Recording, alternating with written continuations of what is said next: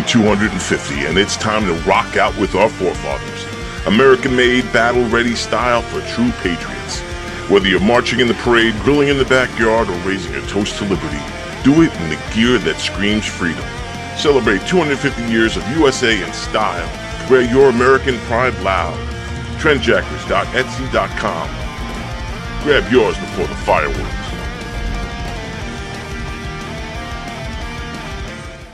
America's turning 250, and it's time to rock out with our forefathers. American-made, battle-ready style for true patriots. Whether you're marching in the parade, grilling in the backyard, or raising a toast to liberty, do it in the gear that screams freedom. Celebrate 250 years of USA in style. Wear your American pride loud. Trendjackers.etsy.com. Grab yours before the fireworks.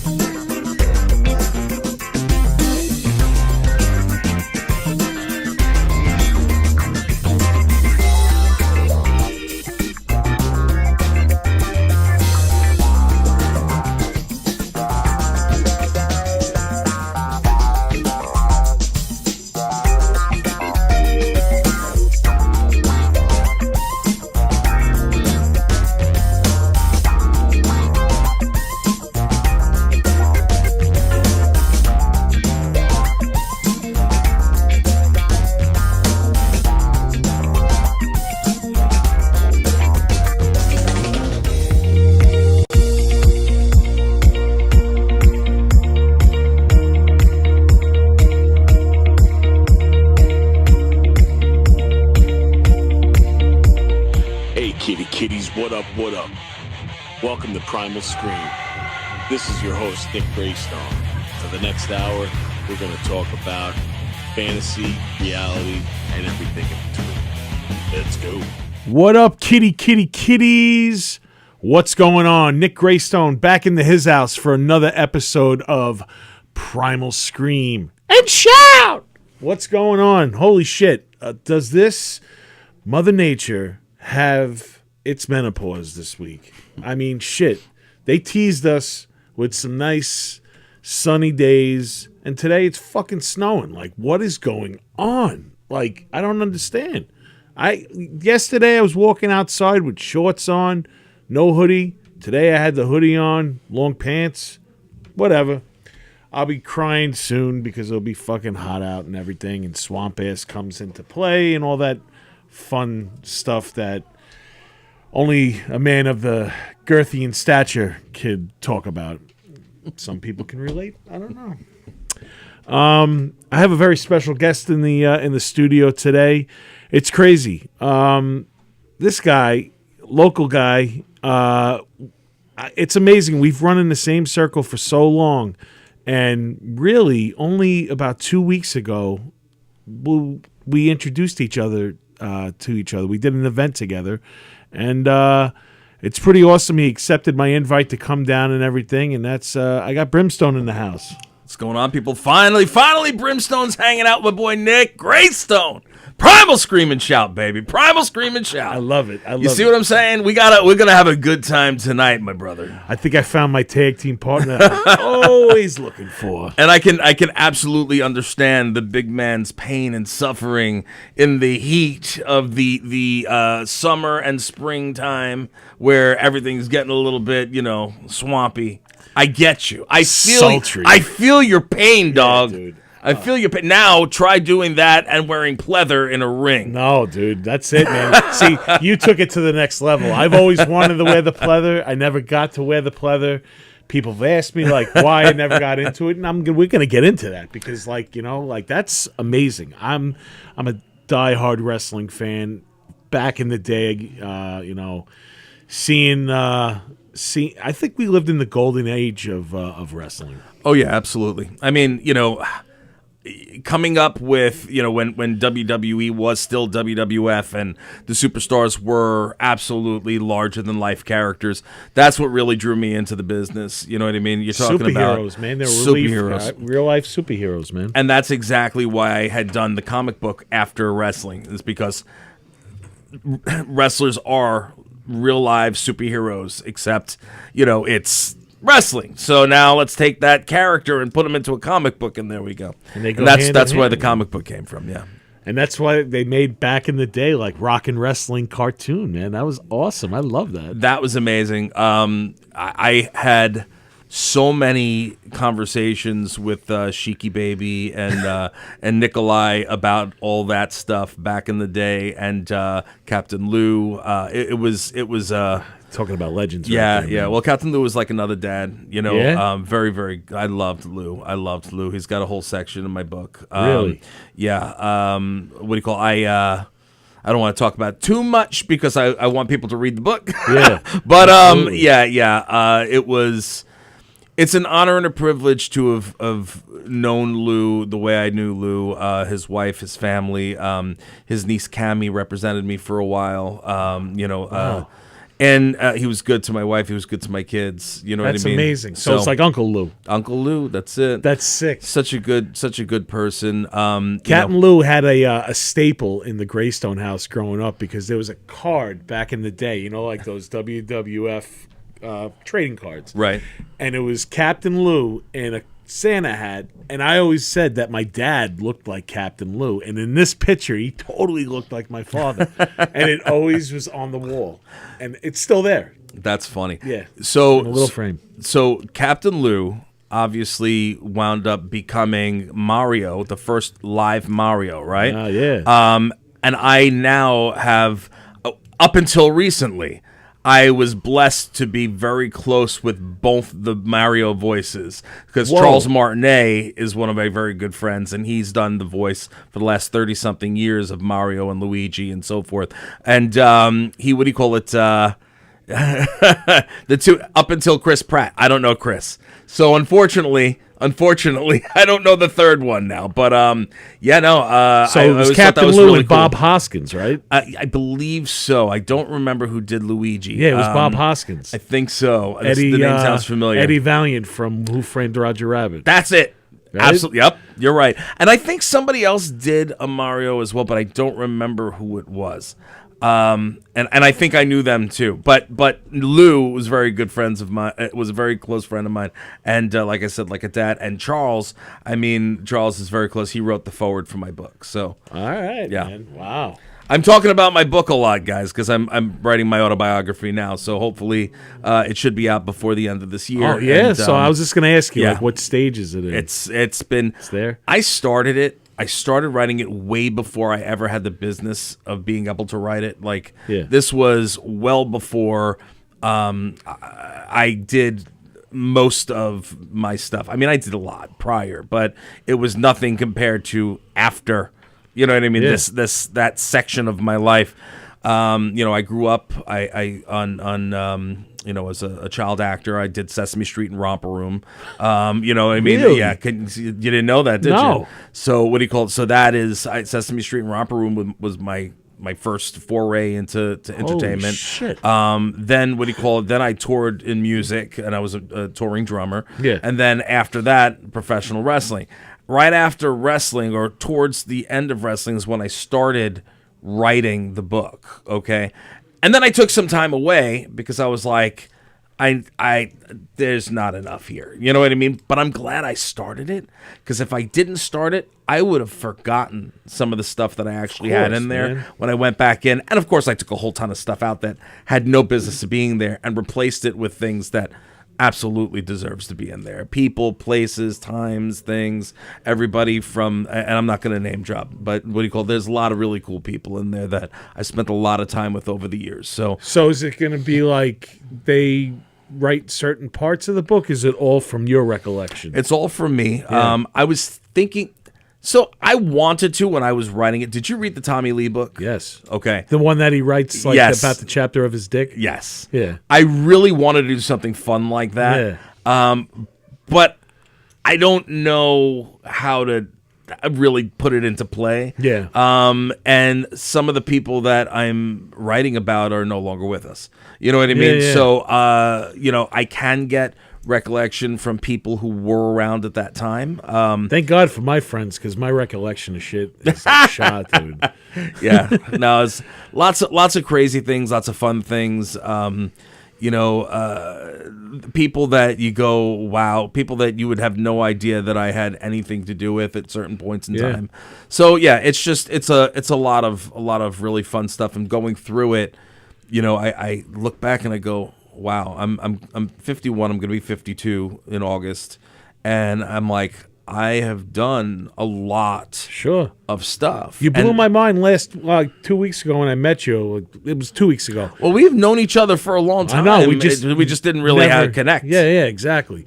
But you said something to me that really brought up my childhood. Did you write for the Islandeer? You were a contributor to it? No, I sold. You sold it. I sold for the Islandeer. I was in advertising. So I was in sales and advertising. I sold for Islandeer, Good Times, Long Island Voice. Jesus. I was actually pretty high up at the Long Island Voice. I was, oh my God, who else? Anything, almost everything Long Island, I had been a part of. I was the mayor for quite some time. Matter of fact, fun fact is Newsday actually bought me from the Long Island Voice. They bought out my contract, and they were supposed to have me run Night Beat. So if you remember Night Beat, yes. Yep. And what happened was the guy who hired me and brought me on had me set for that, but somebody screwed up, and they gave somebody internal the position that they brought me in for, and I actually had to wait. I got paid for, I think it was like 3 months before they came up with a different position for me that I agreed to take. Whoa. which was high up in preprint. So what do you call it? And that I hope they went through a table at least. They were probably afraid of that for a while. That was really during the time I was making really good money. Knock on wood. It was hopefully not knock on wood. It's already happened, but I made a lot of money at that time, and that was when I was dealing with wrestling and WWF and all that jazz. Yeah. So it was right around the same time. So I was a little cocky. I'm still a little cocky, but I'm not. I try to be humble as well. Dude, I mean, you got a fucking name like Brimstone. You got to bring it, bro. But it's all about being humble, man. You have to know and know where you came from, but you also have to be humble. You know what I mean? No, there's nobody's better than me and nobody's worse than me. I mean, we're all on equal ground. That. I really try to convey that, when I'm out and about. Sometimes, people are afraid to come and talk to me because of the whole Brimstone thing or because I have that look about me, but I try to be kind to everybody. I always want to spend that time and take that time. If somebody comes to see me, I will have that conversation with you. People ask me, what are your favorite conventions to do? They think it's like San Diego or New York or, what the old school, the Wizard World. No, I like the small conventions, the small ones where I can actually spend time with the people that are coming to see me. Yeah. Because what's the use if I have a whole line of people and I only have 2 seconds with each person? it's not the meet and greet that these people are looking for. No. You know what I mean? And they want that connection, which is why on social media I spend a lot of time responding to every single person that writes to me on my feed, because if I don't, I feel like I'm doing something wrong. You know what I mean? Yeah. So I want to retain those people and keep those people coming back and knowing, hey, I care that you wrote on my page. That's great, man, that you like that, because there's people that are just there just to, to make the buck. They pass in the time or whatever. It looks like you could tell who wants to be there and who doesn't want to be there. You know what I mean? And there's a fucking list, a long list of people that don't want to be there. People are in it for the cash, and that's okay. If that's what you want to do, that's what you want to do, but the fans will figure that out. Of course. And some of the fans don't care. No. Some of them they don't care. They're like, hell, I don't care. I just want to take a picture with this one or that one, and that's okay too. You know what I mean? But I respect everyone.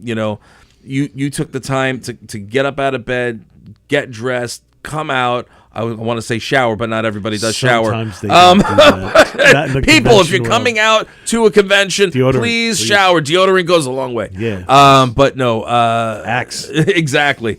They're taking the time to get up, get dressed, come on out, pay however much just to get in, and then come and wait on a line, or to come to see either myself, whoever. Yeah. You know what I mean? You want to give them that quality time that they deserve. Absolutely. So, I'm new to, I'm not new to the convention scene. I've been going to it since my parents took me to my first one when I was 9. Mm-hmm. I'm new to the other side of the table now, so it's kind of like I'm starting to do this, and I just learned from people how to handle when you're meeting somebody, it's just... Like, you give them the time of day, and you talk to them, and you ask them about them more than you, because they know about you already if they're coming up to your table. You know? One of the coolest things, one of my favorite memories with someone who would become a good friend. Are you familiar with Rod Morgenstein? Yeah. So Rod, who for those of you who don't know, from Winger, Winger Dixie Dregs, one of the best drummers on the planet. Local guy, Plainview, I think, right? I don't. Well, he's out east now. I think he grew up in Plainview. Yeah. But Rod and I met at one of the events here on the island. It might have been one of the Drum Wars or something else. But we wound up meeting, and we hit it off real well. And we were like, all right, let's go to lunch. Let's go do something. And we went to the Cheesecake Factory, and the two of us sat there, and here's this legend, and he's like, tell me about yourself. I want to know everything about, how you came up and where you came from. It's fascinating. I go, this is freaking Rod Morgan. Your picture was on my wall in my drum room growing up. You know what I mean? And I'm not a fanboy. I've been in since I'm 5. I don't care. You know what I mean? Like, though, dude. but when you've got a legendary player who you idolized growing up, and he wants to know about you, that was one of my lessons in being humble.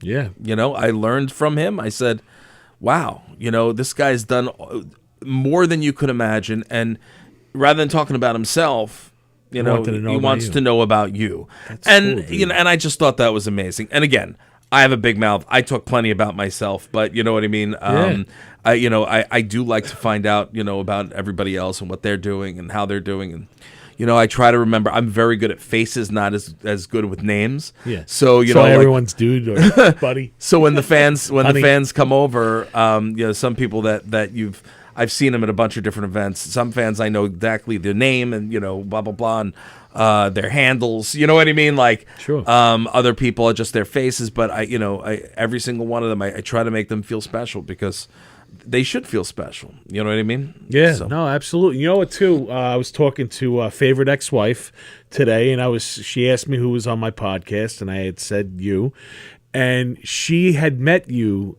in Salem with our daughter. Oh. And she said that you guys hit it off. You were talking and everything, and she was like, "Yeah, he's a really nice guy." Oh, I appreciate that. Yeah, Who is that? My friend. My ex-wife is named Sarah. Okay. And she was actually at the show that we were at. She was reading tarot. Oh, very cool. Yeah, but she had said that she had met you and your wife in Salem. I forget where, some restaurant or whatever. And tonight was supposed to be with my daughter, and she was like, that nice man that you met in Salem is going to be there. You should go hang out with Daddy and him. And she's just like, nah, I'd rather be home and do TikTok or whatever. But that's the Well, kid, hello to so. you, nice ex-wife. Yeah, exactly. Yeah. See, people can adult sometimes. You don't have to. There you go. Right? No, that's sweet. What do you call it? Yes, Salem is like another home to us. Spend a lot of time in Salem whenever we have the opportunity. I'm very, very much, close with a lot of the big businesses in the area, as well as they have the Brimstone exhibit at the Halloween Museum there. And then Red's, if you've eaten Red's, that's one of my favorite places in the world. The Thanksgiving deal. What is it, a wrap? They've got, I think they have the breakfast, right? Or the wrap? I don't remember. It's a wrap. It's a Thanksgiving wrap. It has like the fresh turkey and the cranberry. Yeah.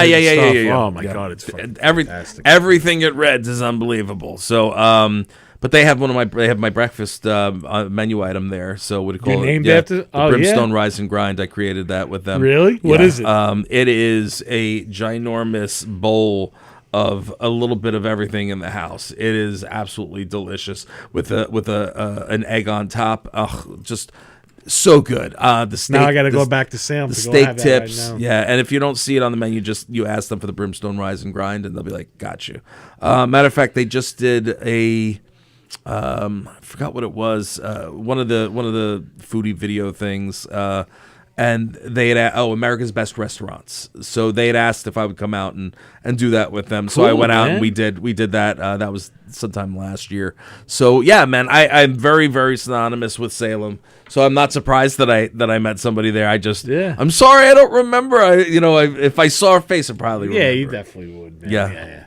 Yeah. So getting back to now wrestling, what drew you in as a kid? Like, what was the guy like looking up to? Like, one day maybe I would like to be like that. So my all time three that I always wanted to kind of mold my persona into was The Undertaker, Shawn Michaels, and Ultimate Warrior.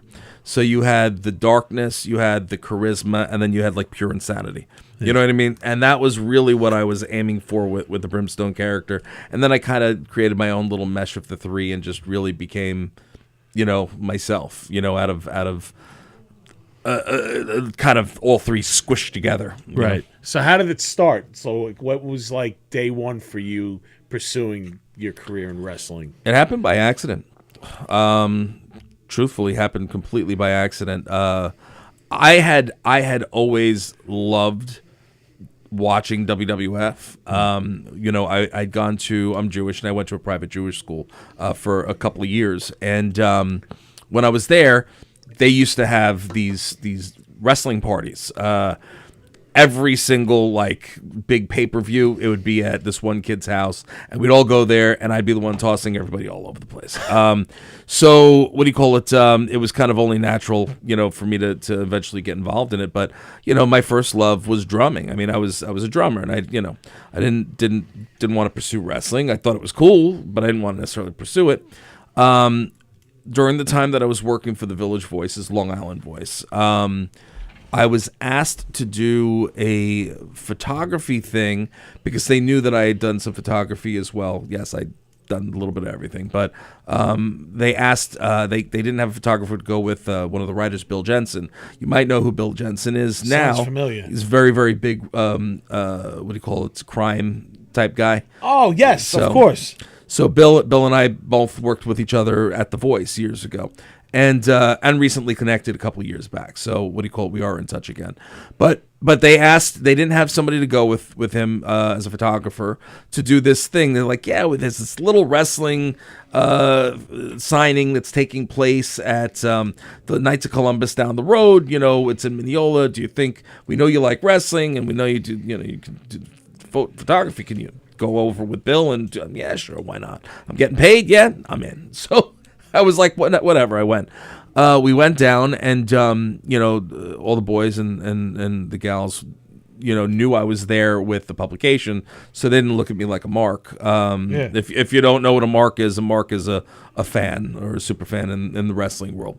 So what do you call it? When I was sitting and talking to people, I was talking to Shiki Baby, and it was the first time meeting any of them, and with him was his agent at the time, Snapshot Eric Sims, and Snapshot's been around for a real long time, and he starts what we call in the business trying to work me, and because Shiki looks at me and he goes.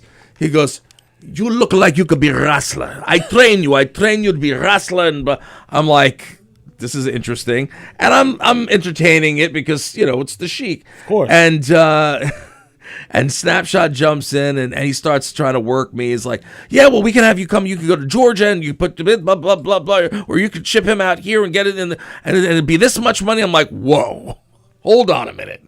Chill. I don't know what I want to do here. This is just all kind of sudden. And Bret Hart actually overheard. And Bret, again, knew that I was there with the publication, so he knew that I wasn't just some fan coming to hang out. And, when I was done over there, he kind of called me over. He was on his way out. I believe it was right around the time where he had gone to WCW, and I think he was on his way out to do a show because he was leaving early. And he called me over, and he goes, look, if you're interested in really getting into the industry, here's my email address, old school AOL address.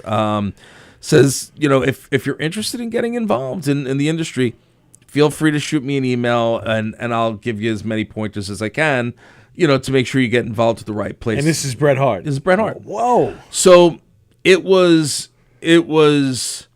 something that I was like, is this real? I figured for sure I was being, rickrolled or punked. Yeah. Because, I went home and I put the thing down and I'm like, this can't be his real email. But whatever, all right, we'll see what happens. Again, getting involved in wrestling was not on my bingo card. So I wound up picking up a magazine at some point along the way, a few months later, and there was a new school that was opening up.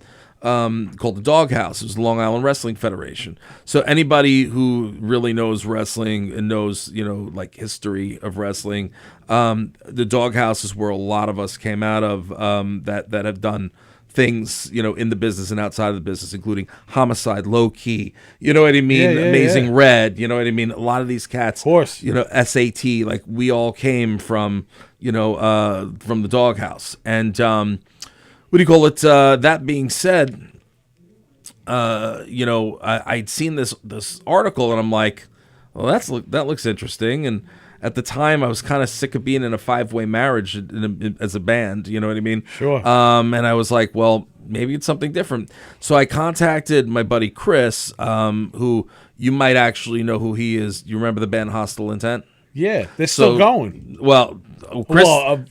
Another, maybe another version of it. Yeah, okay. Because Chris is in California, he's in San Diego. So Chris is one of my very best friends, and I said, if any of the original members are still part of that, or if it's just like they took the name. Oh, I would love to know about that. Yeah, no, we played a gig with them recently. Really? Hostile Intent. Yeah, man. That's crazy. Well, the original Hostile Intent, I don't know if any of the members are still there or what the deal is. But what year is this now? Like, we're talking about the 90s, you know what I mean? Yeah, so yeah. like 96, 97, Okay. you know what I mean? So Chris, I said, I know you like wrestling too. You want to go down and check this out with me? It's like, yeah, sure, why not? So we went down, and it was about 45-minute hour drive to get to where it was, and was it Brooklyn at the time? Was it Brooklyn or Queens? Either or. I think it was Brooklyn at the time. And we went in, and first thing I saw when sitting down there is this dude, Bobby Lombardi, who was the guy who ran the place. And he's like, so you want to be a wrestler, huh? We're like, we're not sure yet, but we want to find out. Sure. We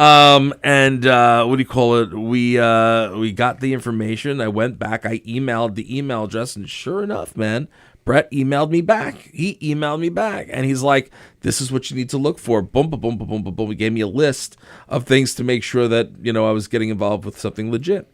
And that was history, man. We were two of the first students at the Doghouse wrestling facility. Wow. Yeah. So we were original Doghouse. And now, funny story is years later. San Antonio, Texas. I walked in. We were doing a signing for San Antonio Comic-Con, and I was going to see because Nash and Hall were there as well, and I was with a couple of my Star Wars friends. I came back in, and Ray Park and Daniel Logan. Oh, yeah, So yeah. what do you call it? So I come back in, and they were all at the bar. So I wanted to go say hello to the boys, and what do you call it? And Brett was there. So I went over and I said, "Now, Brett, I'm sure you don't know because we hadn't spoken since. I mean, and AOL. I haven't had my AOL account for." Since before my wife, Sure. so we've been with each other 24 years. So, long story longer is I had the opportunity to thank him for my career. And I said, I know you probably don't remember. And he kind of looked at me. He's like, no, I do. I said, no, you don't, and I said, and that's okay. Because we never crossed paths in the business. So, and I thanked him. I said, if it wasn't for you, I wouldn't have Brimstone. So, I really so enjoy you. Brett's shoots. Like now, man, it's just like Well, Brett is. he's been through a lot. He has. Brett's been through a lot. Brett is the man, the myth. You know what I mean? Sure. So he is a legend in every sense of the word, and he's gone through a lot. Think about it. His entire family is gone. Remember the Heart Foundation. Everybody man. had British Bulldog. You know what I mean? A lot of tragedy. Owen. and, like, just a lot of tragedy, but like there was so much success coming from that whole family and everything, and their life was wrestling. Everything, which is why I was, and his status. I would have thought that he would have given me his It's a big deal, a man. contact. So yeah, so. That says a lot about his Yeah. character, man. Oh, fantastic guy. Right? Fantastic guy. So when you think about, all right, well, how'd you get into the business? It was by accident because of the Sheik and Snapshot, Eric Sims and Bret Hart. Yeah. Wow, man. Yeah. And funny. Very That's really cool, dude. That's where I met a lot of people that I became close with later on. Also, that first time I met him, Axe from Demolition. Then I wound up tagging with Demolition Blast, who was Axe's partner in the Independents. Okay. You know what I mean? We did Carnival of Destruction together. So I was, I worked with, with Bill later on. Who's Speaking and now of they're which, being, Hall of Famers. Long overdue. Way long overdue. They were my favorite back in the day, man. One of them, Demolition. I love them. Yeah, Scotty Bam Bam Bigelow, who's long gone. This was the first time I met Tammy, Sonny, who I think is still in prison as of She right is. now. I don't think she's getting out anytime soon. Yeah, but listen, I don't throw stones, so Wow, man. She just unfortunately what she it has is. demons, dude, that are Yeah. too big to deal with, and it sucks. I was is a what it fan. is. It sucks to see her fall from grace the way that she did. But yeah, of course, man. People go through that, absolutely. So especially in the wrestling thing. It's not. yeah. There's a lot of darkness into it. There's definitely some good stories, but it's definitely marred by certain things. It is what it is. I don't throw stones at anybody. Plenty of people throw stones at me, and it's okay. Why waste your time, man? It's okay. not. Like I said, be humble. You know what I mean? I know who I am, where I came from. You don't want to respect it. That's okay. That's on you, not on me. Exactly. 100%. Yeah. So you said you started off in music too. Like, Yeah. talk about that. Like, growing up, your influences. You seem like rock guy. So Funny enough, I grew up hip hop because I grew up in Uniondale. you went to school at Busta Rhymes. I went to school with Busta and all the guys from Leaders of the New School. Jeez. Busta I haven't seen in a long time, but I'm still friends with Dinko D and Charlie Brown from Leaders. Okay. So C. Brown literally lived right behind me. So I was on Tower Court, and he was right behind me years ago. And then his sisters were the first black Doublemint twins. Really? Yep, I still talk to them too. yeah, good. Old school, you know what I mean? It was crazy. And right over there Did you rap at all? I did. You did? I did. Not necessarily well, not bad, but not. No, I was no Eminem. Yeah. I'm dabbling in it now, and it's Yeah. the stuff that I don't do with Demon Scar, and it was really on a dare. Like back in the day, I would get fucked up in school, Yeah. and I would just freestyle and shit. And then my brother-in-law that passed away got me into Little Peep, which was like a big SoundCloud rapper. Interesting. So then I just, wanted to give it a shot. I wrote a song for him when he passed away, and I tried out, and now I just do it. It's the stuff I can't do with Demon Scar, and it's cool, man. I enjoy it. That's great. I love hip hop. Yeah, man. I love, and as a drummer, I always loved the beats. So, like, when I started doing the metal thing and I started getting into rock and metal, I It was always influenced played. by the hip-hop beats. Yes. So I always threw it back to the hip hop. So I could go heavy and hardcore, but I'd always throw that hip hop groove into it. Yeah. Which people didn't do then. You're talking about back in the early 90s. You know what I No. mean? It was first. New metal wasn't then. No. I mean, right after started coming up, like Rage started coming up, and people like that, Limp Bizkit. Sure. But I Korn. was literally right around that time. But all those cats were influenced by hip hop as well. Sure You know they what I were. mean? So yeah, man. Like LL's cousin was down the block. I haven't seen LL in years, but it was fun. It's really funny. I completely forgot about this story. In college, I used to always say, I used to know LL and this one. What? They're like, yeah, okay, whatever. People don't like to believe, anybody what anybody course. says. And we were sitting in the Fridays. You're a Long Island boy, right? When, Westbury? No, the one on 110. It's gone now. Yeah, The one in 110. Yeah. That's it. And we were sitting there, and I was with a bunch of the kids from because we were kids then, from college, all the music majors, and we're sitting at this big table, and sure enough, LL walks in, and they're like, "Oh, look, it's your buddy. Oh, I thought you know him. Why don't you go say hello?" I was like, "Oh crap, I haven't seen him." Yeah, I get up. He turns around. He sees me. Oh, big arms out, big hug in front of all these jackasses, and every one of them, their mouth, boom, just dropped, and it was definitely a sight to see. It was funny because again, growing up in Uniondale, what a lot of people didn't know was that was a hub. Uniondale, Freeport, Hempstead, Roosevelt, that whole area was hip hop central. Sure. And Flavor Flav was from there. everybody. That's how I Yeah. knew Flav. So on Jerusalem Avenue, it's now, I don't even know what it is now at this point, but there used to be a Friendlies that was on Jerusalem Avenue in remember. Uniondale, and I used to work at that Friendlies when I was a Really? kid. Yep. And and everybody used to come in, so I met everybody from, obviously, Leaders was there all the time, Salt and Pepper, Houdini, what the hell else? Public Enemy, Tribe Eddie Called Murphy's Quest. from around there, too. Yeah, but right? I never met Eddie Roosevelt, Murphy. right? Yeah, he's from Roosevelt, and so is Howard Stern, and that's another story. But all these cats used to come in all the time. So LL, and that's how I knew everybody, and I was always good to everybody, and yeah. So That's how they remembered that's how you, they man. remembered me, man. So when Flav came out, I think I mentioned to you off air about the gathering that we were at, Yeah. with Taboo and DMC, and Flav came out, and him and I hadn't seen each other in however long, and this little eyes, boom, blown up, and oh my God! I was like, yeah, it's a long time since Friendlies, and because I hadn't seen them, like they blew up and that was it, and I didn't live in Uniondale anymore. And Yeah, man, he huge hug and much love. He turns to his agent. He goes, "You better get his information for me right now." He didn't have his phone on him. He goes, "Put it in. You cannot let me lose touch with this mofo at all." Blah, blah, blah. Whoa, damn, my mind's blown. So, yeah, man, lots of love. That's where it came from, man. You don't forget where you come from. No. You don't forget where you come from.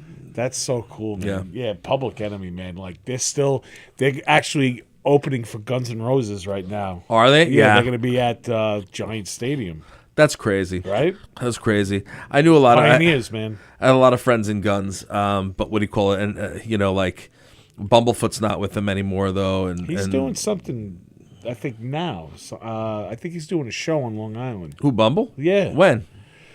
I got to find out, because if he is, then I got to go see him. We haven't seen each other in like a year. Yeah, definitely. I got to look. Whatever. I'll look it up later. I'll But just he text definitely is. It's when, this weekend? No, not this weekend. It's coming but soon. up though. I'll text him. I was shocked to see it too, because I haven't heard really much from him. Really? Yeah. Oh, he does a lot. He does a lot of the rock, schools of rock, and a lot of different things. But he's in like 4 different bands. So, and I think he slowed down touring. I think he was filming again. I don't recall. Not filming, recording again. So I don't know I haven't spoken to him in probably a few months. But there was a while that we spent a lot of time with each other. Really? Yeah, a lot of time. We toured with each other for a bit. What do you call it? I'm the one that helped him get his hot sauce out there, because I have my sauce and seasonings. What do you call it? And yeah, man, like just so many different things. Yeah. Hot sauces is big now. Oh yeah. My sauce, but cool. we've had them since. Oh my God, I can't remember what year. We've had them for a long time at this point. Yeah, all award winning. I'm now going back to the company that we started with. So K. John's is he's like the godfather of hot sauce. And I tell everybody all about this in the book, but just a brief overview is what do you call it? I was able to come across K. John's, and the reason I came across K. John's is because I had always been looking, since I'd been friends with Ron. I was always trying to figure out. We were trying to figure out what the hottest sauce is, or extract, or whatever, because he is a huge chili head. So since he couldn't find anything hotter than what he'd ever gotten, I said, I'm going to be the one to find it. I'm telling you, I'm going to find it for you. Found it? And I found it. And what do you call it? And the same guy is John Hard from K. John's, and he is essentially the godfather of hot sauce.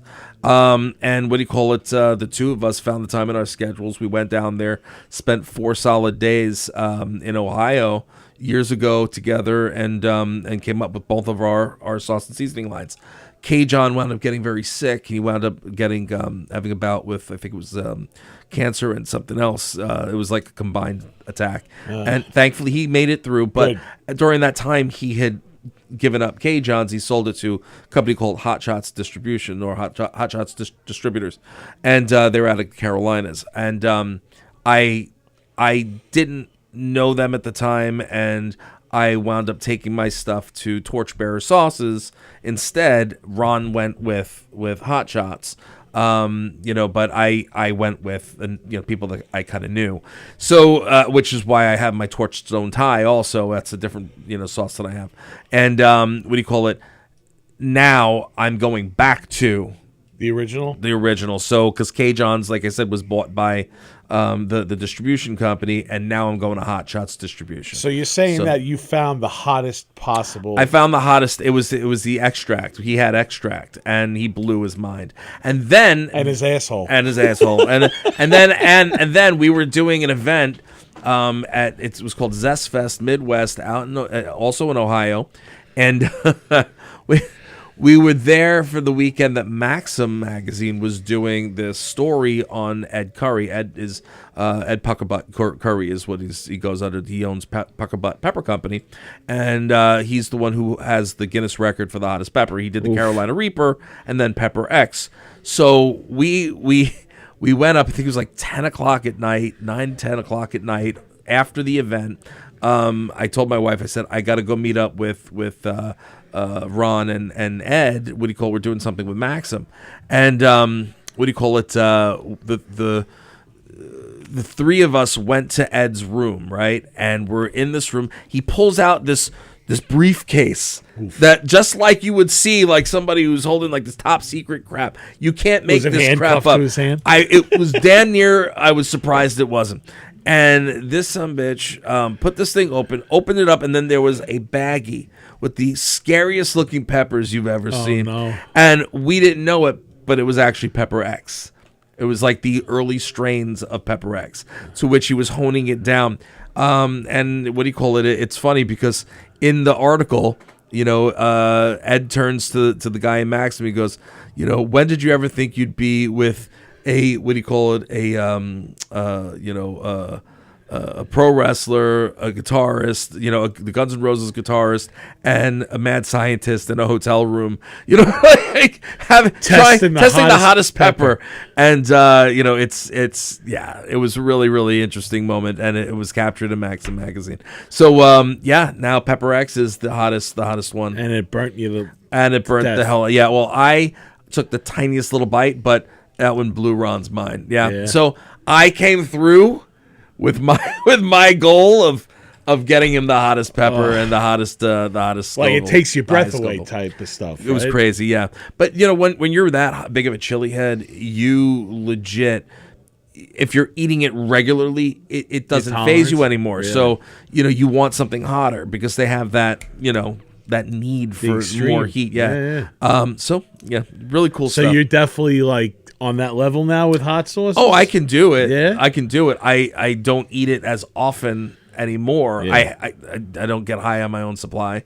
You know what I mean? But at the end of the day, like I still like spicy stuff, but I like the flavor behind it. So all my product has like flavor, not just hot to be hot. I like spice, man, but like I just it burns, man. Like, I get the age. Yeah.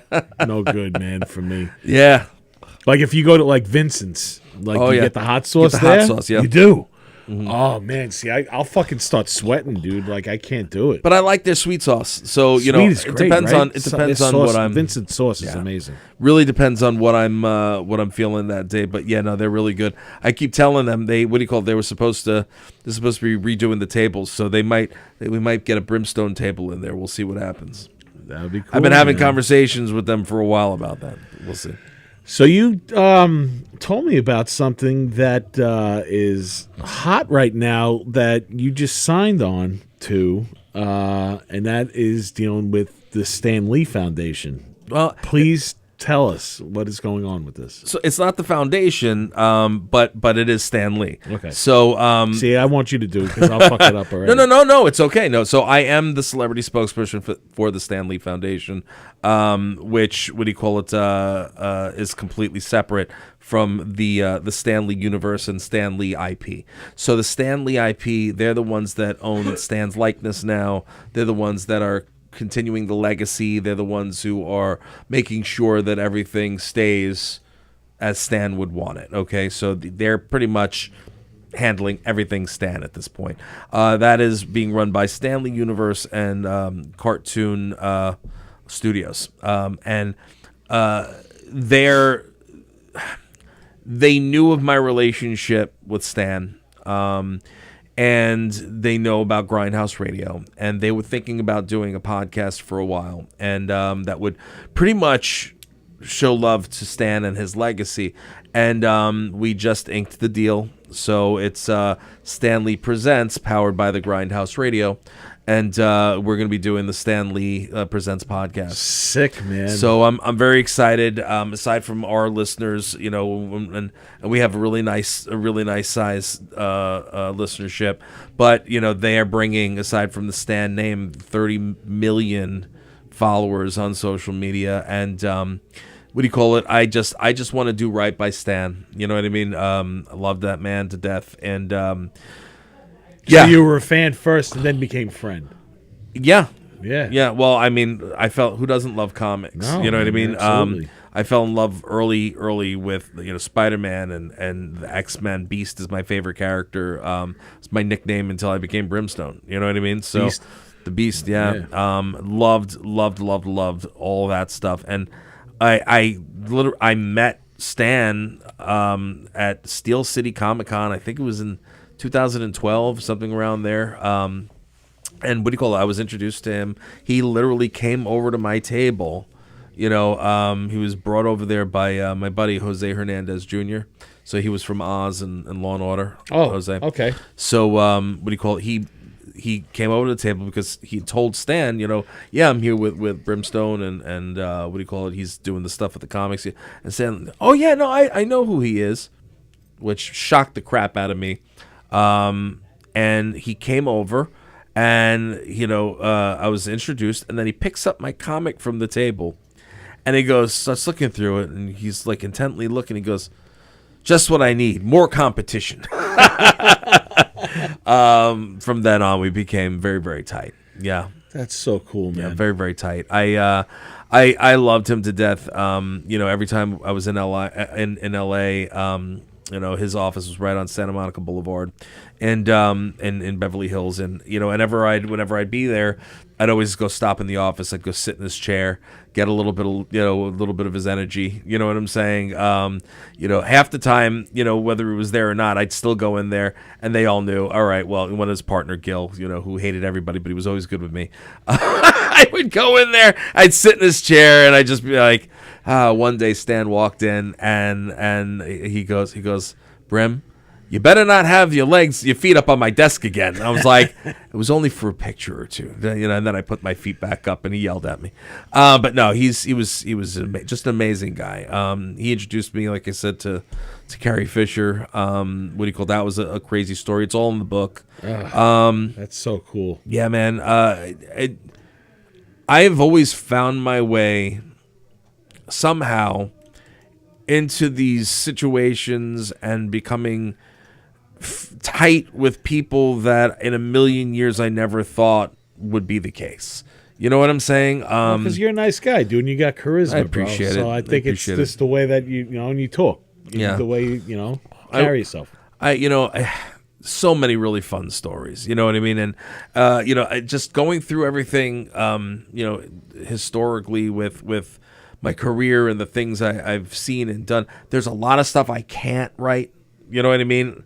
I'm writing for myself, but I won't publish it because I don't want to put my friends out there like that. You know what I mean? Like a lot of stuff that I cannot put out there. No. But these good are for the memory bank. Exactly. There's just so much when you look back, and I said it to my wife again because I was writing before I came, and I said, man, oh man, oh man. I said, I always knew I did a lot of things. I said, but then going through and just writing things down in notes, and I didn't realize how much I really actually did do, and you go, because I was too busy hustling, I was too busy hustling. I'm old school. To stop back and old look. school, yeah. You don't look backwards. You move forwards. Right. You know what I mean? You learn from your mistakes. You learn from your failures, and you grow. You know what I mean? Take 2 steps back. Take 10 steps forward. You knock me down 3 pegs. I'm going to take. Yeah, sure. So some of those failures, man, just make you a stronger character. Some of those failures turn into some of your biggest wins. And the fact is I am. Which there's a lot of people here on the island. I believe you're one of them. I don't stay in one lane.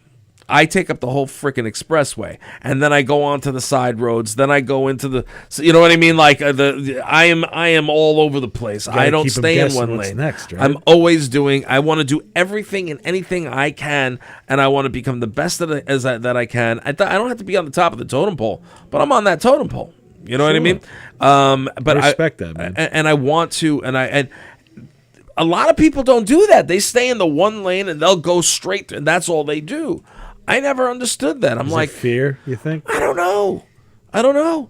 I think that here's the thing. I think that in the entertainment industry, it is very taboo to do more than 1 or 2 things, because then they don't know how to classify you. That's been one of my issues. Along the way, is that since I do so much, they don't always know how to classify me when having me, either signing in an event or whatever. They don't know. They don't know what to do. You know what I mean? Like, yeah. So it's a very. What are you, sir? Yeah, right? it is. It's like a hybrid. I am a weird, stupid hybrid of something, is what I am. But but I'm out there and doing it. You're you, man. Like how many people do you know that has done X, Y, and Z, and then the rest of the freaking alphabet? I mean, the Brimstone of the Borderhounds comic and Hound Comics. What do you call it? That we were the only independently owned and operated comic in every single Borders books in the country. And when Borders was going out of business, I pulled them from Borders and I put them in Barnes & Noble B. Dalton. You know what I'm saying? And we were the only ones there next to Image and Dark Horse and Marvel and DC. You know what I'm saying? Who else can say that? You know? You're right. And but is that because of like your experience in like publishing? Yeah. Mm-hmm. because I did all the publishing stuff. So you know what? And that's why I can sell, and that's why I can. You're a businessman, dude. And I have no flipping shame. I will sit there and I will go into a boardroom and I will talk to 10, 20 freaking people and close the deal because I am not afraid to be me. You know what I mean? I think people see that too. I hope they do. You know, Well, it's about being real. man, if you're doing, you're honoring your friend right now with this podcast that's coming up, dude. And you know what? That's a great level to be on. I appreciate that. I literally, when they contacted me, my father just had heart surgery, and what do you call it? I was out there with him. I was in Florida. This was the end of last year because the operation was supposed to be before the new year, and it didn't happen until into the new year. But I was out there. I was just trying to spend a little bit of time with him, and I was literally I got a message on the phone, and it was Tom, one of my partners, and he goes, the Stan Lee people just messaged Grindhouse. And he's like, you might want to check that out real quick. So I went and I checked it out, and I was like, this is interesting. So I wound up looking. I said, yeah, that's them. And what do you call it? I wound up getting on with Hazel, who is, my contact over there, who's also going to be on the show. She is actually a Stan Lee historian. Awesome girl. Very brilliant young woman. So I'm excited to have her as part of this thing. But yeah, she said, I wanted to message you on your page, but I didn't think you were going to see it. So she's like, I was hoping your people would see it and get me in touch with you. And I was like, yeah. So yeah, man, we had a great conversation, and I cried, man. I cried. I teared up. I was like, because it meant so much to me to be asked. You know what I mean? Now, mind you, I am the toughest tough guy you will ever meet. I will beat your ass if I need to, but I'm also the nicest guy and sweet, and I have that emotion where, hell, man, tough guys cry too. And if you don't believe so, like, it is what it is. No shame in it. No shame in it. He literally meant so much to me. And the way he went, the last time I got to see Stan, it was a shell of himself. It was when all the stuff was going on. I could tell you stuff that I can't even put in the book. But what do you call it? It was not him. It was not him. He deteriorated. His wife had passed. His daughter was in the picture. I don't want to get into it. Bad things were happening, and they took him away from all his friends and his fans for a while. And it was not good. And then it was a downward spiral real quick. Same thing happened to Nichelle Nichols, another very dear friend of mine, Uhura from Star Trek. Yeah. She used to drink me under the table with Black Russians. So yeah, like I said, yeah, craziness. But I was honored to be a part of that. Yeah. And funny enough, I might be a part of something for Nichelle also, but something completely different. That's cool. Something completely It's different. another friend then that you're going to honor. We'll see. We'll see what happens. Yeah. All I can do is be a part of it. My appreciation for Stan Lee reached new heights because of Kevin Smith. Like Kevin Smith putting him in Mallrats and then making him like a rock star, even bigger than he is. And then the thing I love too, I don't really catch up on many of the comic book movies because there's so many of them. But there's that cameo that Stan Lee has, and he's on a train and he's reading the script of Mallrats. Yeah. I forget what it was. I know which one you're talking about. I think that might have been a Spider-Man. Yeah.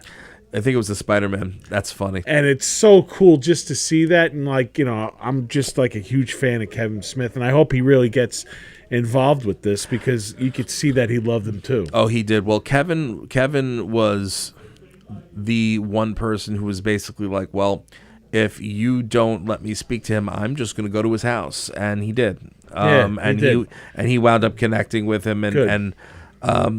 Yeah, Kevin's a good guy. Kevin and I, awesome. We had been in the same place at the same time 1,003 times. I'm very close with mostly all of his people. As I'm sure, I know you were friends with Ernie and them as well.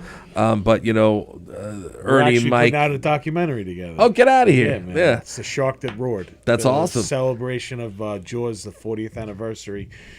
It's huge. To have Kevin come up to us and be interested in it, and then saying that he's going to be an executive producer and help us put this out. That's like That's free. amazing. Yeah.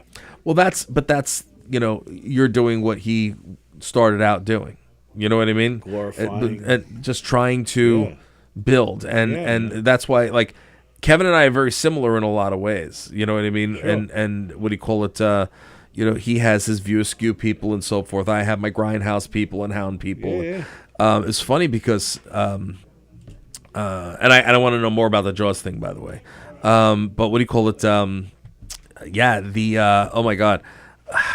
Where was I just going with this? Oh yeah, we were at San Diego Comic-Con, and we were on the IMDb yacht, and what do you call it? And I hadn't met Kevin, and what do you call it? It was funny because there was a lot of things going on, but it was myself and Brian O'Halloran and what do you call it? Oh my God, just a bunch of people. Jeff Anderson? No. Jeff wasn't there. Jay? Jay wasn't. No, Jay was there, but Jay was Jay was with his wife, and Kevin was with his wife. But Kevin wound up doing they had like a small carpet up there, and he was doing all the interviews. Well, he was doing. I don't know if he was doing the interviews, if he was being interviewed at that point, because yes, he normally does the interviews. He was interviewing Stan. Right? Yeah, but this was different. Oh, this okay. was Something like one of the after parties. Oh, okay. And Marilyn Gigliotti, and Marilyn is Such a sweetheart. She's my dear. We'd met 37 years ago. Love that woman. She's so good to me. We just saw her before she moved out of LA, but we were there and went to lunch with her. I have my wife a and I. lasagna pan signed by her. She's awesome. So there was a lot of things. One, Brian gave me some crazy wisdom because I had my whole crew with me. But then Greg Sipes had asked me, Greg was doing Beast Boy for the longest time. Okay. So Greg was like, Brim, come with me to the Warner Brothers party. I want you to come, blah, blah, blah. And that was when I should have went to because Shad was still alive, Shad Gaspard. So the two of them, what do you call it, were there, and they're like, come with us to Warner Brothers. And I'm like, no, my whole crew is here and whatever. They're like, we understand, don't worry about it. And they went. And I'll tell you that whole story if you want to know it. But I said to Brian, I was like, yeah, I probably should have went to the Warner Brothers. He goes, look, I know you're loyal to your people. He goes, and you're loyal to a fault, and that's amazing. He goes, but don't they realize that you're there, Kevin? I'm like, I never really thought about it like that because, like I said earlier, yeah, man. Everybody is equal, and sometimes I forget, like, okay, well, I am the leader, or I am the person who's out there doing, and so he goes, no, man. He goes, when Kevin says jump, we jump, and we know where our bread is buttered, and and he takes good care of us. And if you need to go and do business, he goes, you go do business because it's gonna help everybody eat, And I was like, God damn it, you're right, Brian. You're right. Anyway, and long story longer, I should say, is Marilyn said to me, she goes, oh, did you get to see Kevin? I was like, no, we still haven't even met. She goes, wait, what? What do you mean you haven't? Now, I'm the one that introduced most of them to Juliet, who's their agent. You know what I mean? Yeah. I'm the one that connected a lot of these dots.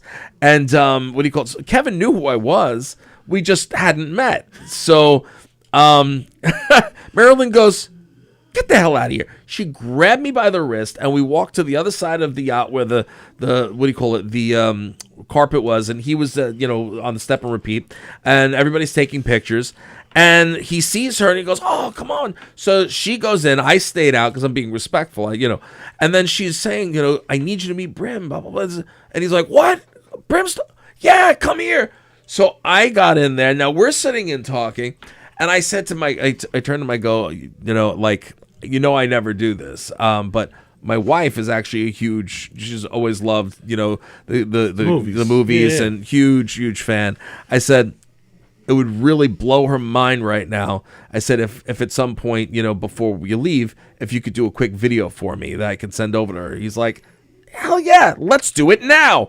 I was like, okay. So we're sitting there, and again, it wasn't a fan thing. It was like, hey, would you do this buddy. for me? Yeah. And he goes, yeah, let's do it now.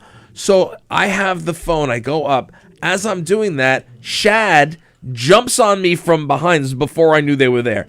Jumps on me from behind.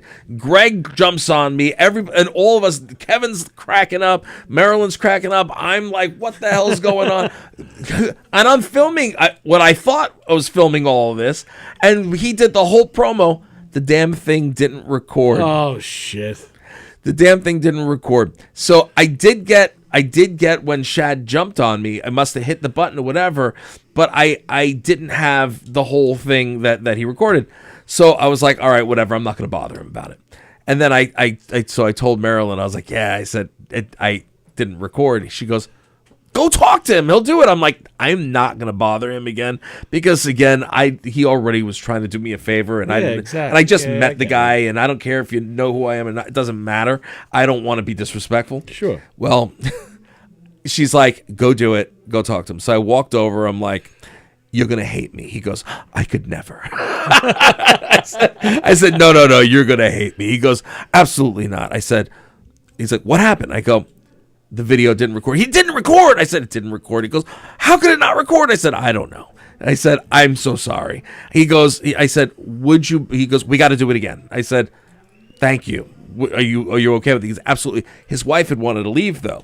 So he's like, come with me, grabs me by the wrist. We go outside, and we're out on the docks, and he recorded this whole long video, the two of us, what do you call it, where he's like playing with my beard and everything. It was hilarious. I still have it, and I was able to send it to my wife, and who absolutely just blew her mind. And he FaceTimed good Zozo, person. my daughter, Yeah. when I was there the day he said he would pick up the documentary, because he always asks, how's the kid? What's the kid up to? And he just took my phone. He's like, I'm going to call her right now. And he FaceTimed her. That's it was great. Just like, dude, you know what, man? He's a great guy. He is a good person. So anybody who knows who Kevin Smith is, what do you call it, know that he is an absolute delight. A fantastic cat. Real dude. And that's what I like to see other people in the industry that are real dudes like me. You know what I mean? And and that's what I think attracts some other people to me as well. It's because they can tell, like, if I say we're cool, we're I'm there, we're friends.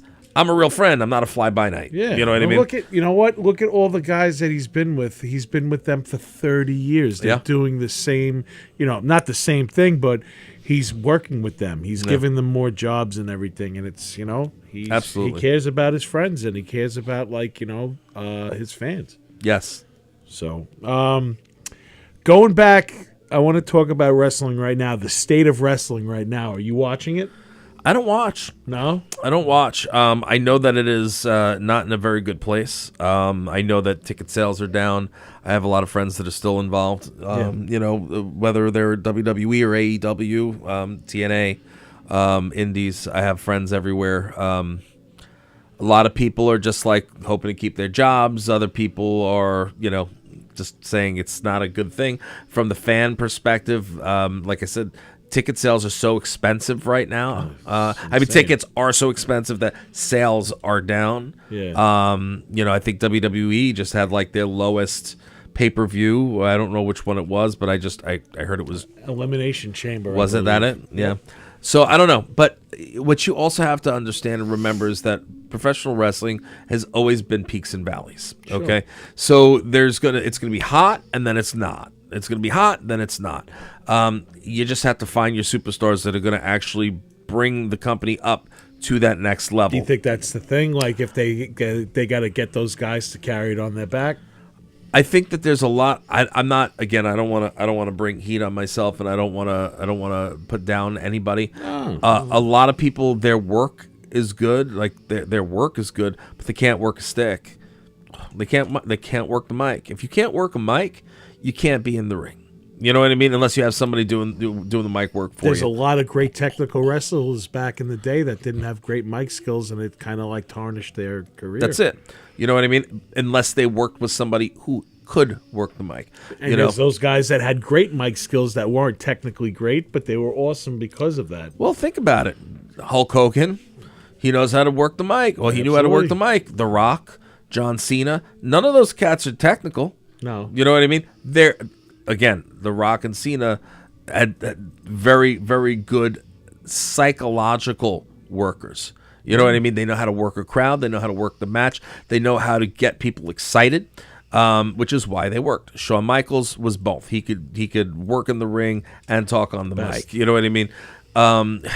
Again, it's back when, remember, in its heyday, it's when everybody was larger than life. Everybody had, they were coming at you, and, you believed the characters. Sure. Some of the cats here I don't necessarily believe, because I'll check here and there on the interwebs if I'm on Instagram and I'm spending some time, which I haven't had the time to do lately. But when I do see some of them, I'm going, this guy can't put like 3 words together. Like, how are you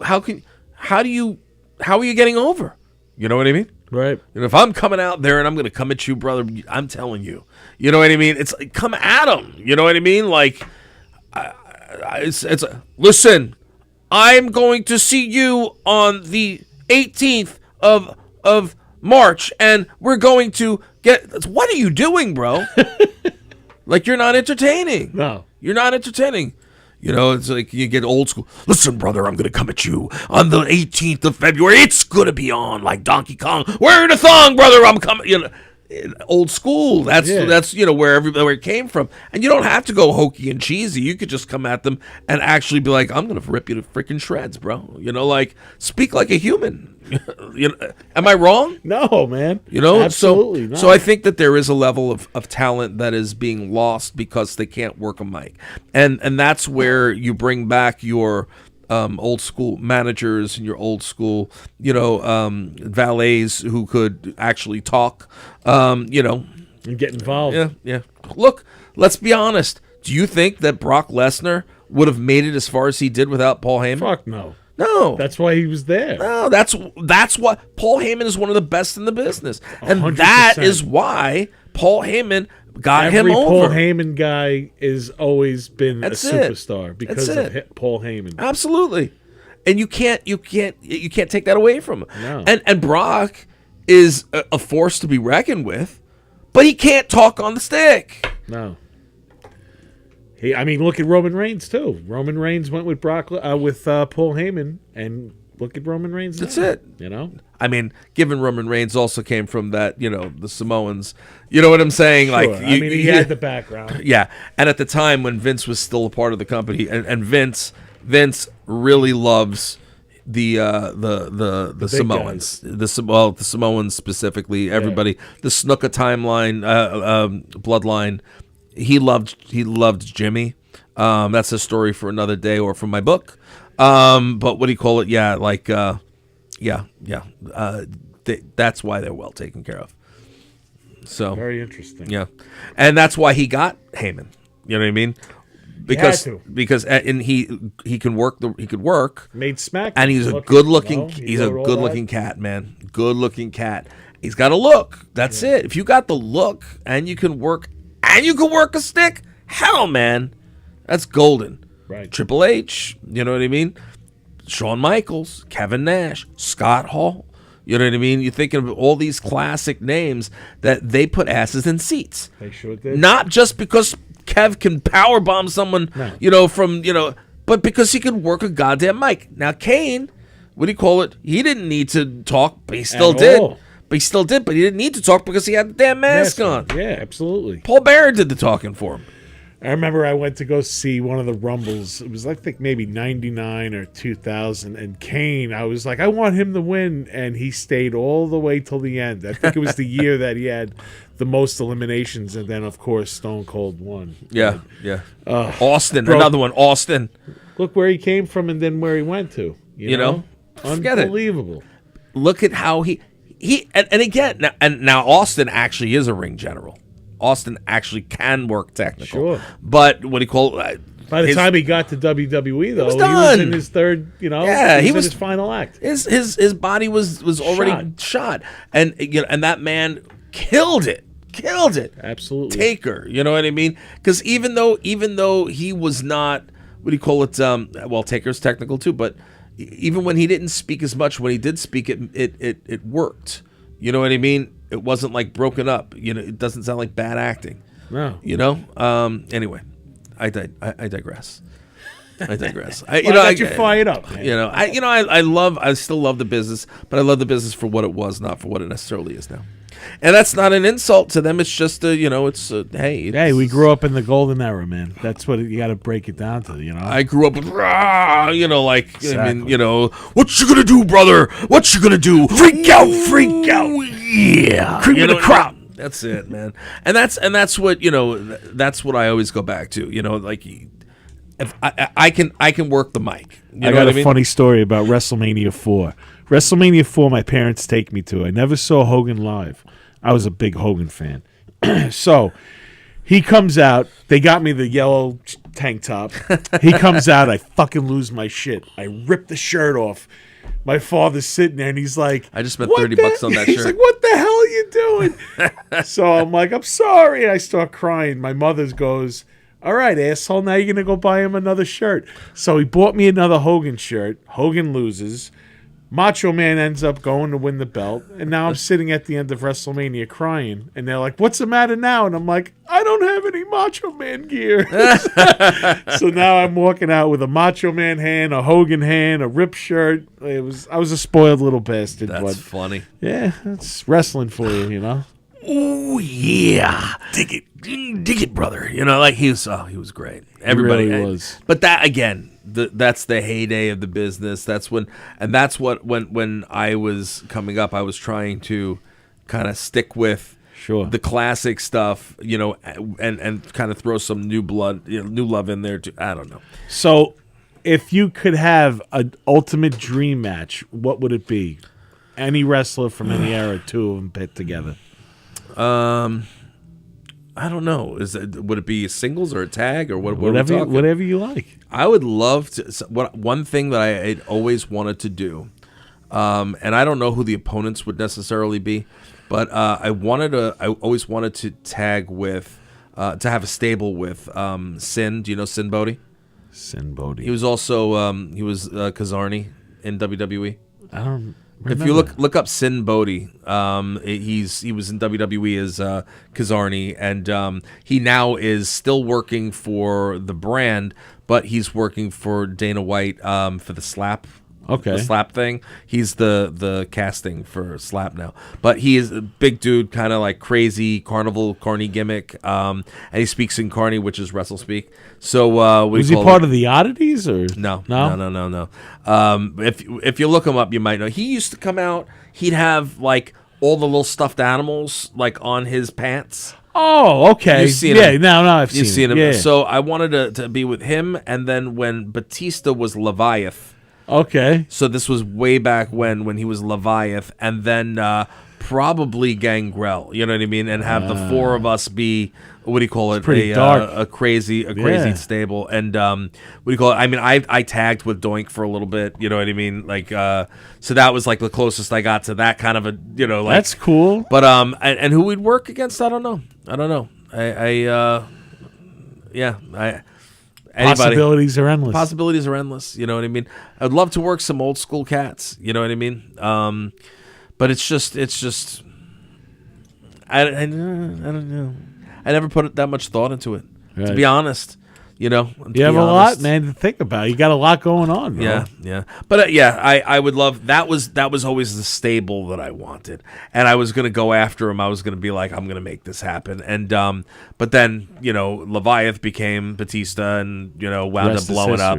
And who's actually one of the out of all the wrestlers that are acting, I think he's one of the best ones. He's killing it, right? Killing it. What's that movie that he was in? The not the Cabin in the Woods. It's like the House in the Woods or something. I don't remember. It's I know great though.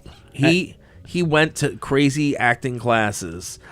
He actually, I think one of the people he worked with, and I could be mistaken, but I'm pretty sure I'm not. I think he worked with my buddy Big Ben Davis, who's from Red Dead Redemption. Okay, yeah. And what do you call it? And he's also does a lot of the Marvel movies. I'm pretty sure that he worked with him on some stuff. I forgot who else. Maybe it wasn't him. Maybe it was. I know he was also in. It was one of these. Sorry. No, it's fine. Last year he was also in the Last Showgirl with Pamela Anderson. He was fucking phenomenal. Was it? He's gotten So really good. Yeah, man, definitely Batista. He's gotten believable. You know what I mean? Yeah, Very that's believable. great, man. Absolutely. Yeah. I was so excited to bring you on when I wanted to start the podcast off. We're going to get a little serious right now because an actor about 2 weeks ago, or maybe last week, he lost his life. And I always bring this up and try to put it out there because I'm a big advocate of mental health and everything. And I just wanted to say, rest in peace to Robert Carradine. Mm-hmm. Robert Carradine was a very, very talented actor, and mental health is a thing that just it affects anybody on any level. And you're looking at a guy like that's really he had an established career. You know, he had a long established career. Dude, can you just answer that real quick and just say one more thing? Sorry about that. And yeah, Robert Carradine. You know, obviously it's Louis Skolnick from Revenge of the Nerds, and I just want to say thank you for your contribution to film and being part of one of my favorite movies of all time. And the scene in the bouncy house will always live rent-free in my head. Yeah, forever. Robert was a nice guy. Very, very down to earth. Very nice guy. He was in the con circuit a lot, right? Yeah, the convention circuit. We met here on the island, actually. Funny enough, at CradleCon, and they were doing just recently too, right? Like last year, a Revenge of the Nerds thing. Yeah, we'd been at a couple of events together, but we hadn't met. You know, sometimes you get so busy, and unless you guys are in the green room together or something, sometimes it's just ships in the night. But he came over to the table to come introduce himself to me, which was really, really interesting and very nice. And we were talking about just everything in general and just great conversation, and he seemed really okay. Yeah. But you never know what's going on in somebody's mind.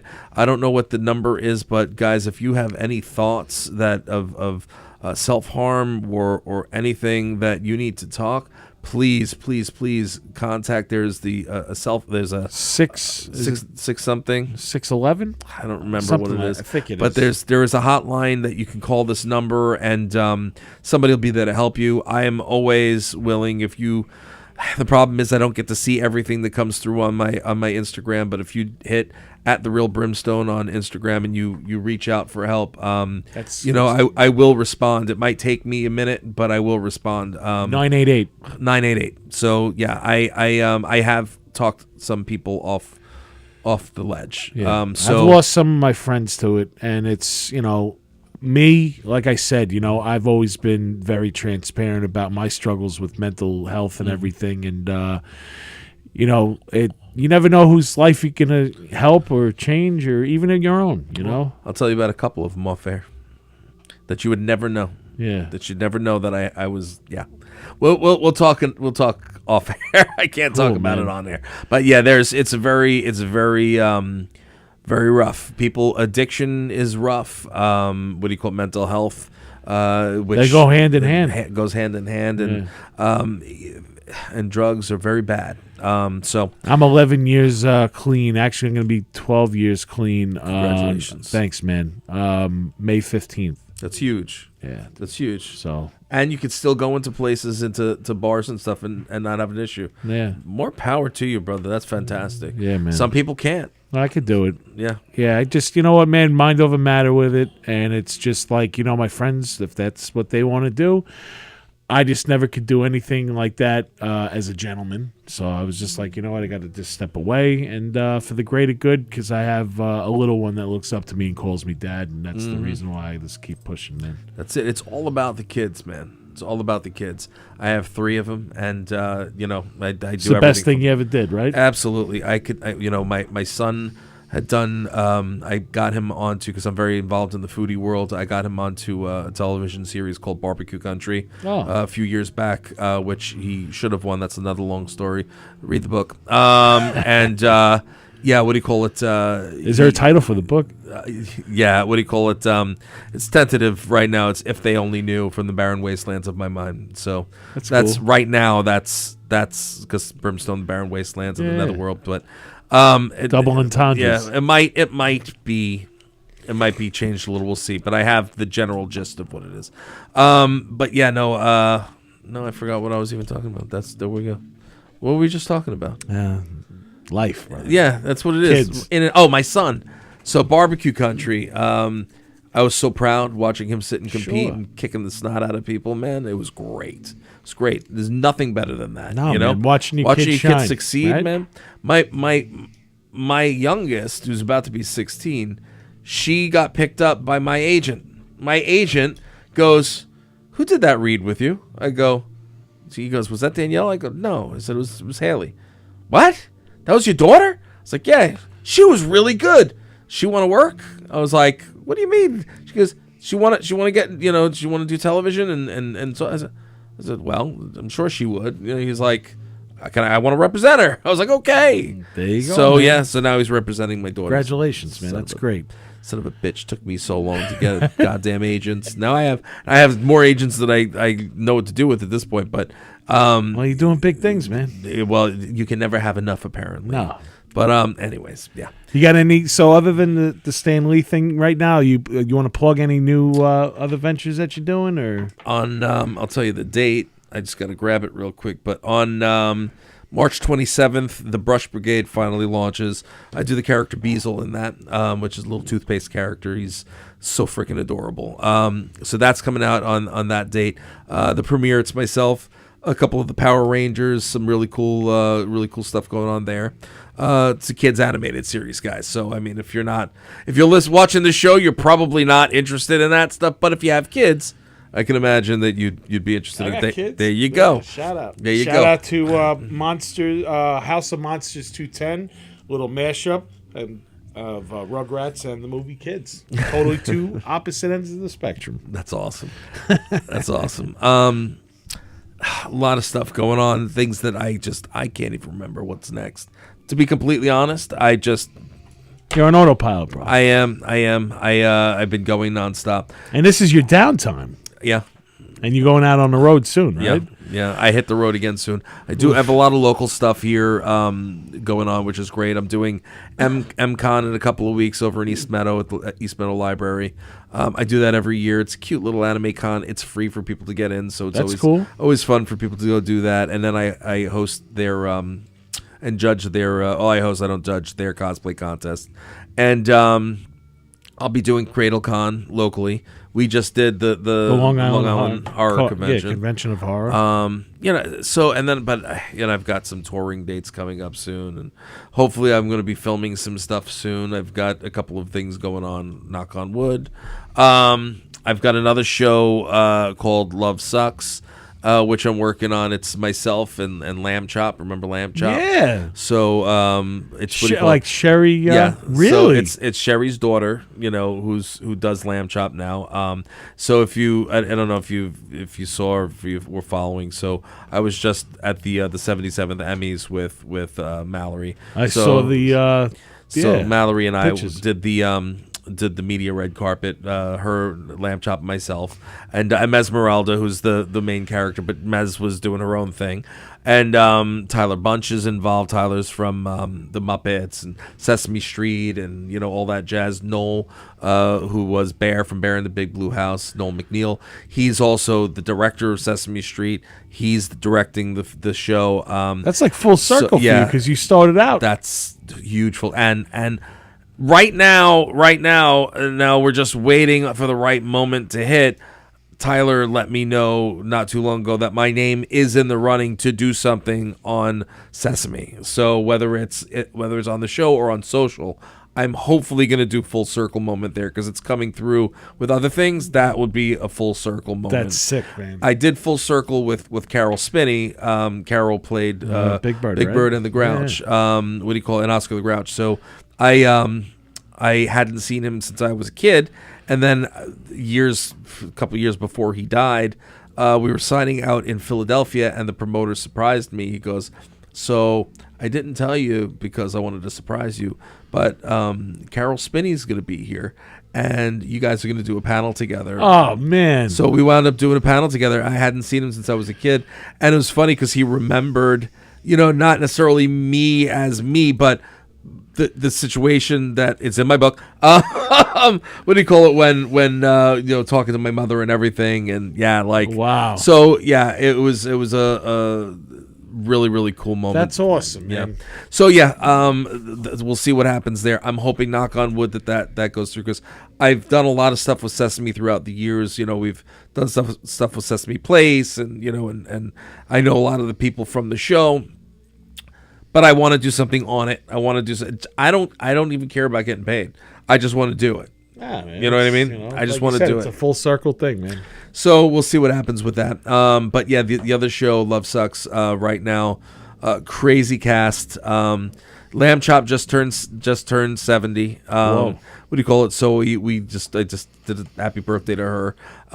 She calls me Uncle Brim, even though she outdates me by 20-something years. But I'm Uncle Brim. And what do you call it? Love Mal. Mal's great. The two of us get along very, very well.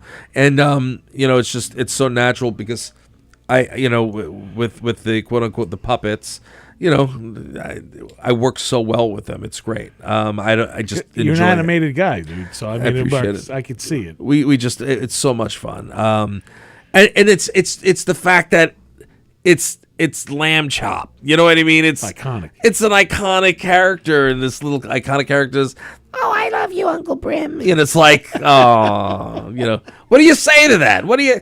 You know what I mean? Of course, as ludicrous as that might be, it's all good. So, what Mal wants to do is she says what her mom did with Don DeLuise. There's a whole thing where Lamb Chop is like touching him on the side of his head and on the shoulder or whatever, and she wants to recreate that with me. Oh my god! So it's just like Don I said, DeLuise is the man, dude. Showing up is number one, but two, like the opportunities, finding myself in positions that I don't know how I got there. I do, because I busted my ass to get here, and I've done a lot. But in here, I'm going, what am I doing here? You know what I'm saying? Like, is this real? Like, because you're humble, dude. What's going on? Like, seriously? I live in this town. You know what I mean? Like, I'm not, anyway. Good stuff, dude. But I try to stay real and keep it real. That's amazing. I got some plugging to do, and I'll get you out of here. But this has been such a fun night. I really do appreciate you coming down. Thanks for having me on, man. It's a good time. Yeah, absolutely. All right. So tomorrow, Friday the 13th, favorite ex-wife is going to be at Crimson Culture Tattoo doing tarot reads, and she's going to be with my friend Crystal. They're going to be doing tattoos, some sales and everything. I want to actually, see that? I'm a nice guy because I plugged their event before even my own. Tomorrow, Demon Scar is going to be at Mr. Beery's. That's right. We're coming home tomorrow. It's going to be awesome. Mr. Beery's, located in Bethpage. We're going to be with Scarhaven and Nebulous. Come down. Showtime starts at... The doors open at 8, but showtime should start somewhere between 9 and 3 in the morning. So come and hang out. Okay, next week on the 20th, I'm going to the Cellar in Hamden, Connecticut, and I'm going to be in direct support of legendary hip-hop. They're a duo now, but it's Onyx, and I can't wait. Back the Fuck Up is, I think, 35 years old right now, and I think they're going to be playing it in its entirety. So that's going to be awesome. Come and check that out if you're in Connecticut. It's going to be awesome. And again, that's for the Toured for Life promotion. My good friend Kenny Mercer has Full Blast.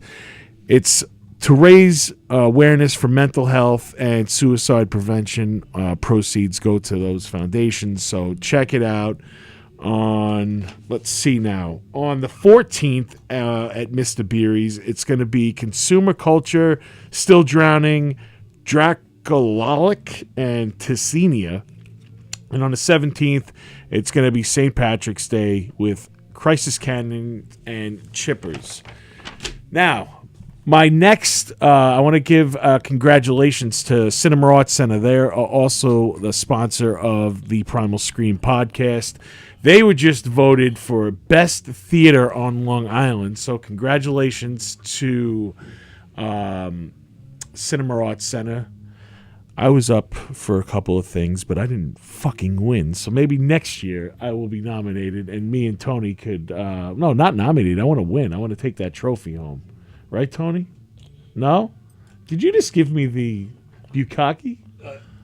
No, I wasn't giving it to you, but I was doing it since I'm not on camera. I'm just saying the whole thing is just a... Oh, okay. A jack. Okay, that's okay. Although you've won a few times, too. Yeah. Which one? We're talking about the best of Long Island. You've won. The I've four-leaf? won every year. This last year, we didn't even bother promoting it. Really? Yeah. I mean, we've won best radio station on Long Island, best streaming radio station on, because all the radio stations got mad that we kept winning best radio station. Shit. And we're a 2-hour-a-week podcast. And then they had to make a new thing, best streaming radio station. And then we were winning that. And then I best personality and best Twitter. I was up for you best know. personality, best podcast, and best band. It's the way they changed the voting and everything on it a couple years ago. It's just whoever wants to sit there and enter a million, email themselves? addresses. Yeah, like Oh, there's, okay. Yeah, see, I didn't do that. again, All right. Yeah, I guess I'm just honored to be part of the nominees. you should be, and you should be, and yes, there is, it is a positive thing, and it is good to win. You know what I mean? It's nice to win, but there was a point where it was a lot more meaningful than it is now, per se. Okay. When So I don't have to feel. when I won, I beat Billy Joel and what do you call it? All the celebs that were on there were actually people that are out there doing things, and I didn't believe I was going to win, and I won that. That's awesome. So, but what do you call it? But they're also not promoting. So, you know what I mean? So at the end of the day, at that point, that was when things seemed to be more realistic, and now, I don't know. You know what I mean? I don't know. The bots in India are winning. You won in my book, Nick. Thank you, Tony. It's nice. It's nice to be nominated, and it's nice to be a part of it. And if you do win, it's a fantastic thing. You should always be proud of that. Oh, I'm proud. Yeah. I just wanted to give a shout out to. And I love them there. They're great. I'm friendly. I'm friendly with them. She calls me up. She goes, how did you not win anything this year? I was like, well, we didn't get a chance. I didn't promote it. I was touring. I didn't have, I had my father, and I didn't promote. Yeah. So, All right. Well, next year, coming back. Brimstone's going to take the title back again. I don't want it. Let somebody else have it for a while. So, Cinema Arts Center has some cool events coming up. On the 14th, they have a double for Night Owl Cinema, Clockwork Orange, and for Cult Cafe, the highly underrated sequel to one of the greatest comedies of all time, but I still love it, European Vacation, will be showing there. That's right, the Griswolds go to Europe, and it's a fantastic movie. I love it. On the 21st, Desperately Seeking Susan, Madonna, and hot Rosanna Arquette.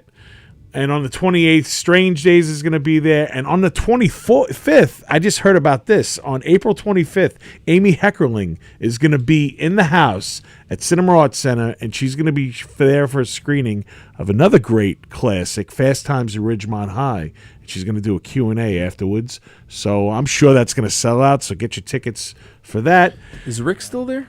Rick Eberly? No.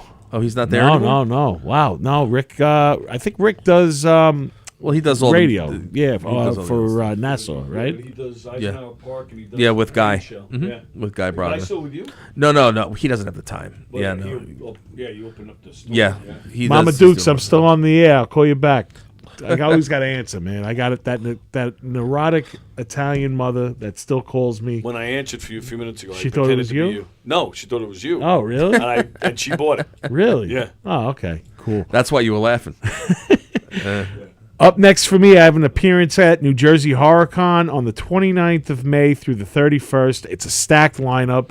Such an honor to be sharing the show with Peter Criss, Lita Ford. There's going to be a Toxic Avenger reunion. That's right. Also, Leatherface. There's going to be 3 of them in the house. Bill Johnson, oh my God, Mark Burnham, and I believe Dan Bradley. I think Dan Bradley. He played Leatherface in the Texas Chainsaw 3D that came out a couple years ago. And they just added a Friday the 13th Part 2 reunion, The Sackface. Warrington Galletti is going to be there. So that's going to be awesome. I can't wait for that. Me and Zozo will be there selling some DVDs, signing some autographs, kissing children in the good way, and taking pictures. So, again, I want to thank my guest, Brimstone, for coming in. Thank you, brother. Honor and a privilege, brother. If you guys want to catch me, therealbrimstone.com or at therealbrimstone on Instagram. Therealbrimstone on Instagram. That's where I spend all my social media time. And thegrindhouseradio.com if you want to check us out. Cool. Again, good luck on that Stan Lee project that you're coming up, man. Appreciate That's you. really awesome. And I'm going to leave you guys with this. Now, what you gonna do when Graystone and Brimstone run wild on you? There you go. Later. Hey, this is Fallon Vendetta, and you are watching Primal Scream with Nick Graystone. Yo, what's up, y'all? It's King DMC in the place to be. I got one thing to say. The only place for you to be, because I know a lot about places to be, is rocking and rolling and hipping and hopping and not stopping with Primal Scream and Nick Graystone. This is Jay Muse, and you're listening to or watching Primal Scream with Nick Graystone. Nick Graystone's Graystone. I got one of my friends with me. Yeah, he's got one of his fucking friends with him, man. Why are you listening to me and you're not listening to Primal Scream with Nick Graystone, man? What the fuck are you wasting your time for? Why would you listen to Silent Bill when you could be listening to Primal Scream? Look at this. Look at that. Look at this. Primal Scream, kids. Stick it in your fucking ear right now. Thank you for listening to Primal Scream. I'm Nick Graystone, a.k.a. The Nizza. Each week, Primal Scream is produced by Tony Walker and executive produced by Demon Scar. Always remember, nobody writes your story but you. Later.